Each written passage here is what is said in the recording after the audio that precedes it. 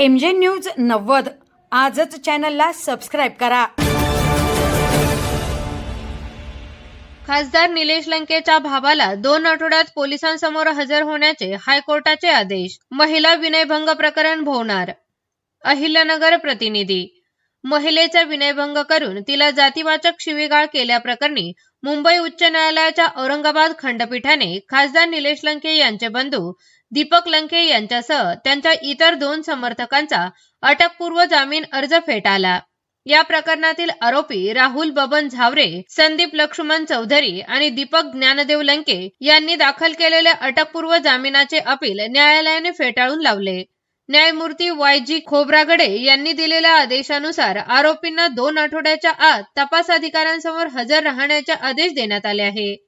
हे प्रकरण पारनेर तालुक्यातील आहे, परंतु ते अहिल्यानगर येथील तोफखाना पोलीस स्टेशनला दाखल करण्यात आले होते।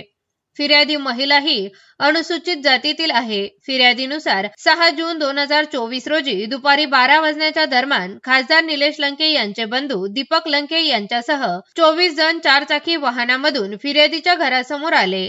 यावेळी आरोपी राहुल बबन झावरे यांनी फिर्यादीला जातीवाचक शिवीगाळ केली, तसेच फिर्यादी महिलेचे कपडे फाडून तिचा विनयभंग केला। आरोपी तेवढ्यावरच थांबले नाही, तर त्यांनी या महिलेच्या पोटात लाथ मारून तिला बेदम मारहाण केली होती। दीपक ज्ञानदेव लंके आणि संदीप लक्ष्मण चौधरी हेही त्यात सामील होते। सत्र न्यायालयाने 14 जूनला या प्रकरणातील आरोपींना जामीन मंजूर केला होता, परंतु त्यानंतर फिर्यादीने याबाबत औरंगाबाद खंडपीठात धाव घेतली होती।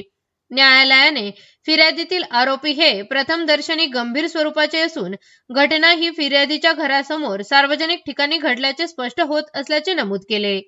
अनुसूचित जाती जमाती अत्याचार प्रतिबंधक कायद्याच्या 3(1)R आणि 3(1)S अंतर्गत गुन्हा होत असल्याने अशा प्रकरणात अटकपूर्व जामिनावर कायदेशीर बंदी असल्याचे न्यायालयाने ठाम सांगितले। या प्रकरणात ॲडव्होकेट RD राऊत यांनी तर फिर्यादीतर्फे ॲडव्होकेट AD ओस्तवाल यांनी जोरदार युक्तिवाद केला।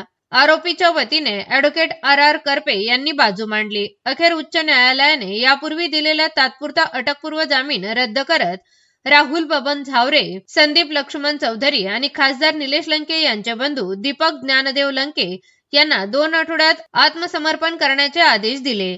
या निर्णयामुळे ॲट्रॉसिटी कायद्याअंतर्गत दाखल गुन्ह्यामध्ये न्यायालयाचा कठोर दृष्टिकोन पुन्हा एकदा स्पष्ट झाला असून जिल्ह्यातील राजकीय वर्तुळात खळबळ उडाली आहे।